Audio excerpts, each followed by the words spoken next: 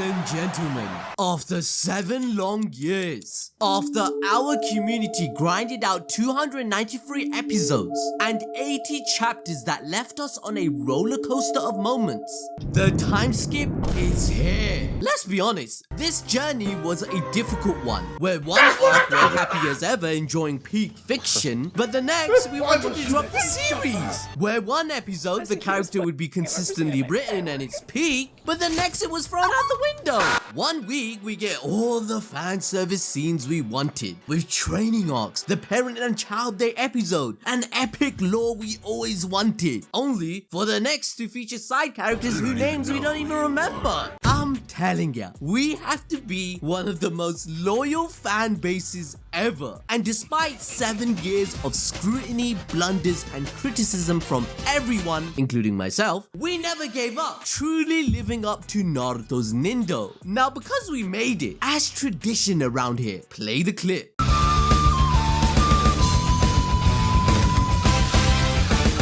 We have been blessed with the time skip, with everyone getting new drip, and it's absolutely fire! To celebrate this moment, AnimeDrip.shop is also selling this shirt, and the link will be in the pinned comment and description. Boruto's new design confirmed that he has Sasuke's katana and headband, as his sensei trained him in Kenjutsu and gifted him the latter in part 1. The scar was given by his brother Kawaki, and it's hiding his pure eye. Yeah, although it hasn't been shown in the manga yet, it must be canon, as episode 293 showcased it once again. Plus, there's the fact that in Two Blue Vortex's introduction, Boruto does feats that put his power scaling way beyond what we imagine. He will become the strongest ninja in history, like Sasuke believed he would in chapter 6. And these feats of strength are only possible with the pure eye. Boruto has now proven he's stronger than Naruto and Sasuke combined. Now, in the original time skip design, he is 163 centimeters tall, which means he grew 18 centimeters in 3 years. But in chapter 81, he looks much taller, towering over Code. Man looks like he's 6 foot. He has shorter hair than the original design, and since he is a Sasuke fanboy, he now has a glove and cape just like him. However, it's got a Konoha symbol and matches his color preferences. Boruto also has 2 necklaces. The first is in honor of his uncle Neji, which is like a bolt-shaped screw. The other is an Uzumaki crest, since Kawaki stole his freaking name and he had to abandon the village. Everything Boruto possesses is to remember his past and what was taken from him, such as the sunflower pin, which was originally his sister's Himawari. Boruto chapter 80 concluded with the biggest plot twist. Eida's omnipotence fulfilled Kawaki's wish. The man simped so hard for Naruto that he has now become Kawaki Uzumaki and wants to destroy all Otsutsuki at any cost, as he concluded all his life problems stemmed from them, and shinobi always die early due to their lack of power. This includes his own brother Boruto, as he is a full-fledged Otsutsuki, and he cannot guarantee that Momoshiki will not take over his body and threaten to kill Naruto, the person he loves more than anything in the world. These events caused everyone to despise Boruto, as all their memories had changed to switch places with Kawaki. Everyone believes that Boruto has killed Naruto, as Kawaki hid him away in a secret dimension with the Daikoku 10. The omnipotence is so powerful that the memories and critical thinking abilities of all humans are subdued. Everyone in the world is now an NPC. The power of omnipotence stops them from thinking outside the box or make sense of things, such as the fact that the family photos would include Boruto in them rather than Kawaki.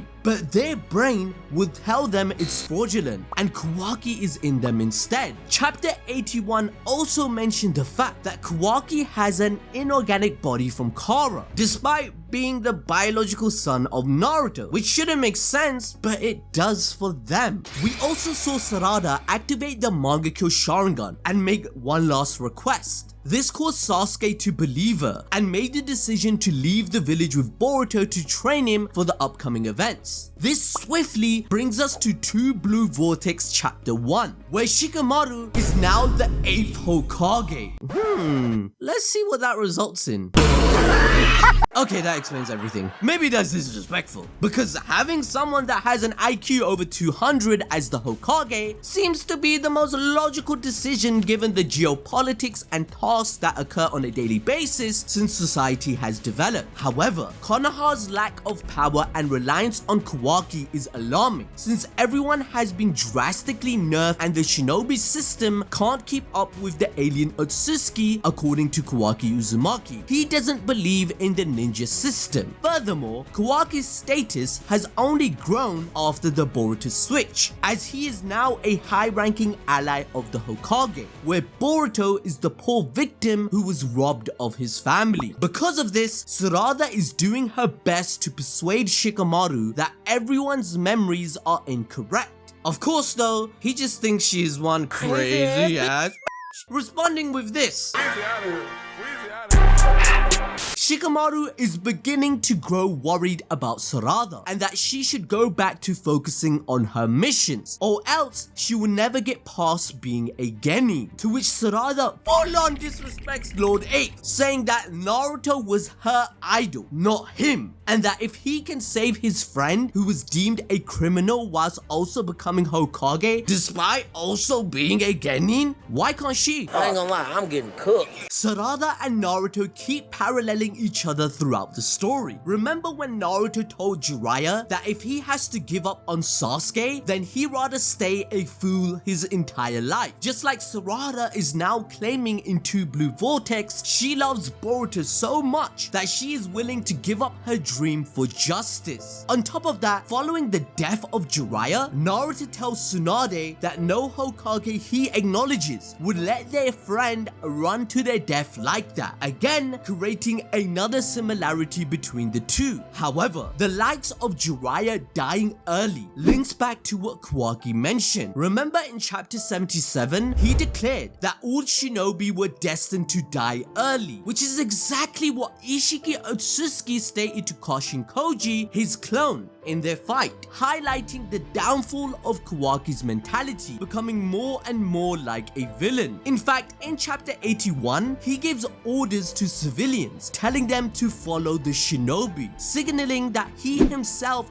doesn't identify as one of them. This would also explain why his new timeskip design has no Konoha headband, but still retains the clan symbol he inherited from Jigen. But a shinobi's destiny of dying early is made all the more apparent with the likes of Sarada and Sumiere surrounded by danger 24/7. As you would imagine, they've spent the past 3 years working with Eida to try and figure out a way to reverse her omnipotence, but with no luck. Eida reveals that the only way to try and fix the situation right now is by projecting new memories onto everyone on the planet. But it is a risk, as there's no telling what would happen again. Momoshiki had told Boruto in chapter 79 that omnipotence is a programming language that God used to create worlds, to make anything become real. He also questions Boruto that has he never contemplated how many times Atsuki may have previously manipulated human memories, implying that this phenomena has been occurring for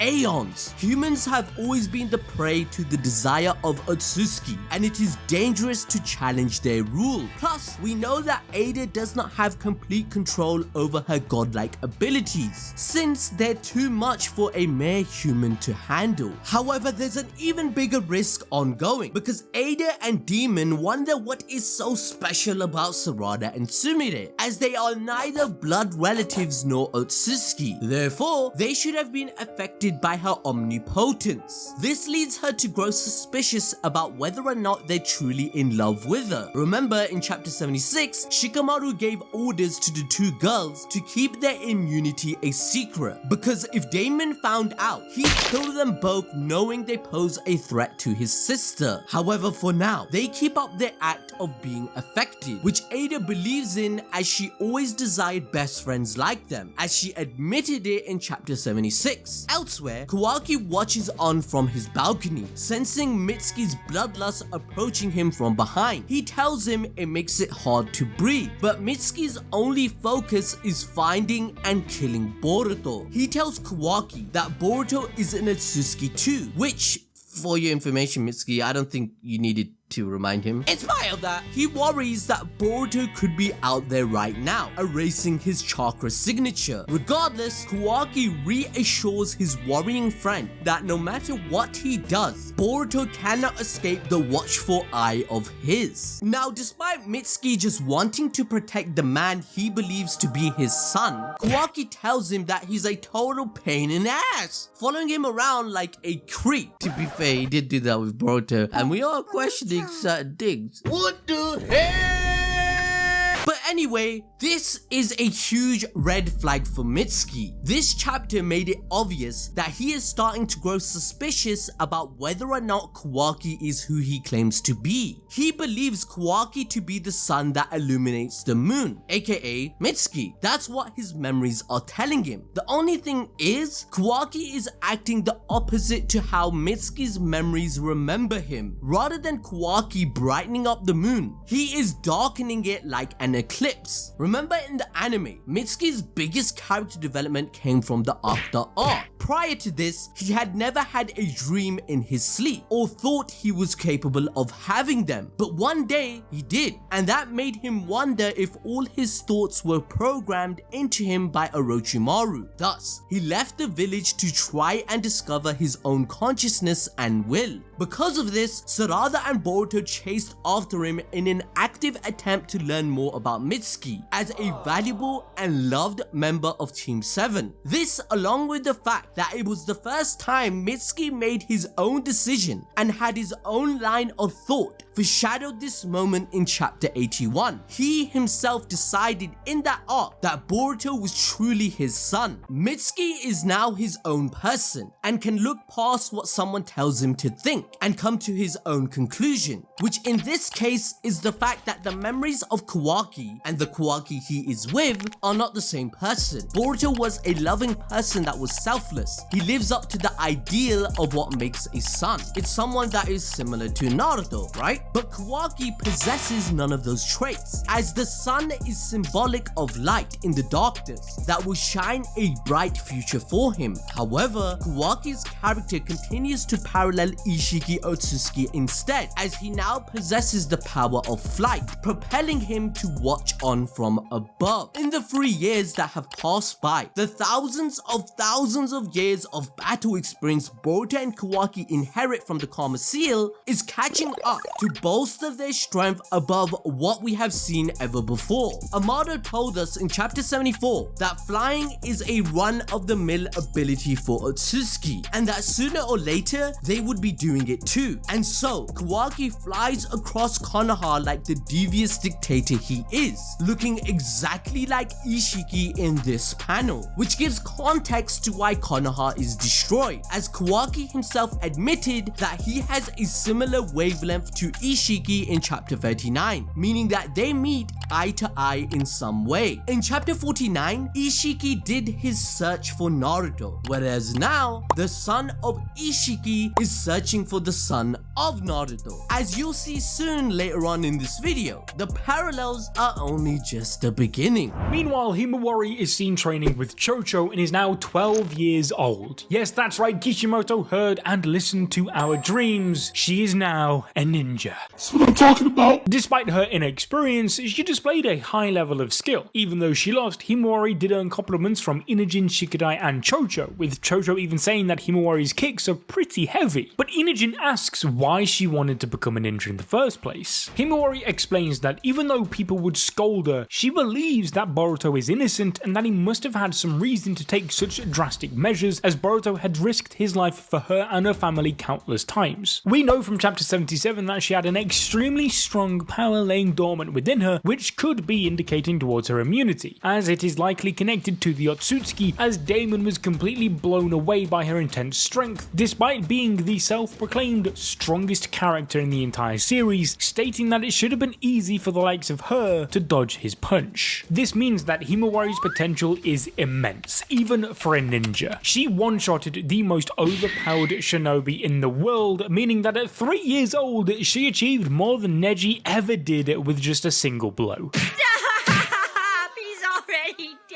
She completely shut down Naruto's chakra points in one hit and severed Kuruma's chakra from him, whilst Neji in his 64 palms only shut off Naruto's chakra, not Kuruma's. Hisashi, the head of the Hyuga clan, was shocked that Himawari awakened the Byakugan at such a young age without any prior training. That was until she turned 10 years old, when she learned to activate it at will during her time in the academy. It is revealed that Himawari's Byakugan and explosive power exponentially grows to phenomenal levels if she gets too emotional. If you don't remember, Himawari was heartbroken when she learned her big brother was defeated in battle and deeply injured. This prompted Himawari's concern. Hinata, however, insisted that Boruto was a true ninja and desired to be of true aid to others. At her mother's suggestion, Himawari helped cheer Boruto's training, leaving a note to remind him that he was not alone, which leads to moments such as Himawari joining the Ninja Academy, where she amazes the entire class due to her natural talent for being a ninja. Himawari teasingly asked her brother for assistance, however, she now shares a goal with him. She stated to Hinata in chapter 72 that she had considered becoming a ninja to help him. Furthermore, when Damon charged towards Himawari for a battle, she was able to react in time to brace herself, highlighting that her reaction time was phenomenal, because Code got completely speed blitzed by the little kid with ease. And so when she states that she is willing to help Boruto even though her memories have changed, it's to no one's surprise. Naruto had the concept of ninshu preached to his children, which he even taught to Kawaki. The whole idea of adopting him was through his forgiving and merciful heart. Naruto never gave up on his friends, even stating to Sasuke how on earth could he be Hokage if he couldn't even save one of them. So with the memories of Boruto being the one that sacrificed his arm to save her against Delta, or the idea of fixing the vase that he broke to amend their relationship, would be more than enough influence for the heart to align with the idea of wanting to believe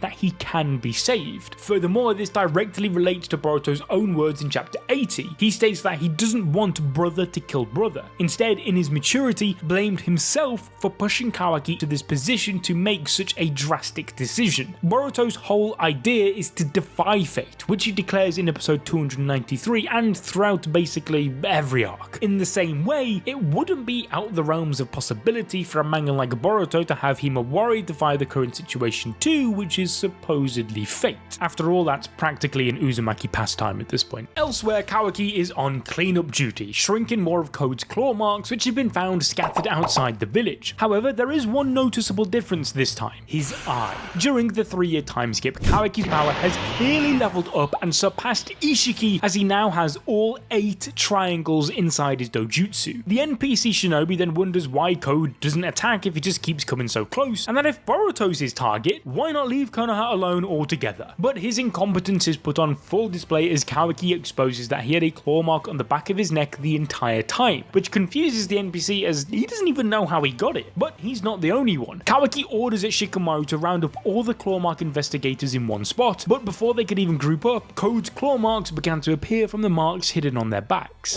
And so the plan swiftly changes as an evacuation is called for whilst all fighters must rush to the scene, meaning that we're probably going to see everybody else's new time skip designs next month. But we're getting a little bit ahead of ourselves there, as first and foremost, Kawaki and Sarada fight back. However, the enemy numbers just keep multiplying. After all, Code made over 1,000 of these things from the Ten Tails and gave them all claw marks, meaning they all act as a teleporting hotspot for them to jump through, including Code as he pops up in front of Sarada. You see, he spent the past 3 years chasing down Boruto, but to no success, which is made obvious when you realise that he also has a scar on his left eye now, which is likely caused by either Boruto himself or Sasuke. Boruto now possesses the ability to completely erase his chakra signal just like Kawaki, so it makes sense that he was able to stay hidden for so long, but Code chasing after him instead of Kawaki is due to omnipotence, as Code has hated him since childhood due to being jealous. However, after 3 years, Code has grown tired of running around and has instead decided to do a pain, or at least he tried to.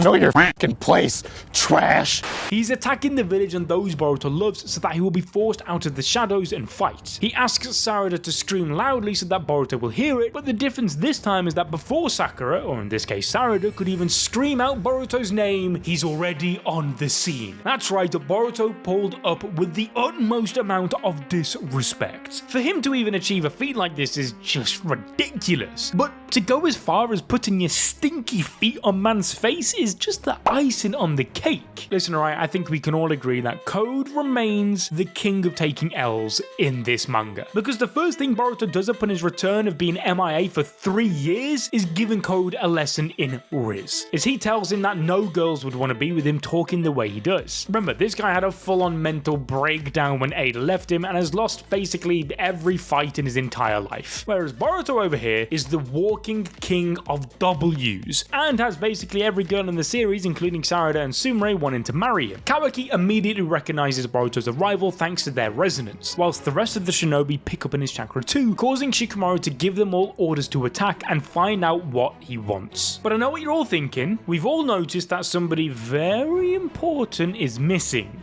Where is Batman Sensei? Well, I want to say thank you to everyone who joined our stream the other day because you guys have been cooking. Back in chapter 49, when Isshiki first attacked the village, Sasuke went into battle and threw his sword at him despite knowing he could shrink inanimate objects. The catch, however, was that the sword was actually Boruto performing a transformation jutsu, and so knowing how this chapter parallels Isshiki's attack already, it would be fitting if this time Boruto performed the same trick, just with Sasuke being the sword on Kawaki. Either way, he's doing just fine on his own as he reacts to an attack from unlimited full power Code with complete ease. Code without his limiters, as we know, is stated to be stronger than Jigen. The same Jigen, may I add, that completely folded a full power Naruto and Sasuke. This means that Boruto has reached a level of ninja capacity that we've just simply never seen before. We truly are entering completely unknown territory at this point. But this story is not about the karma for Boruto anymore, as Kawaki is too important for him to be left alone. Thus, he needs to save his brother and the world. Something just as important as that, though, is this video on your screen right now. And so, don't be a silly willy, click it.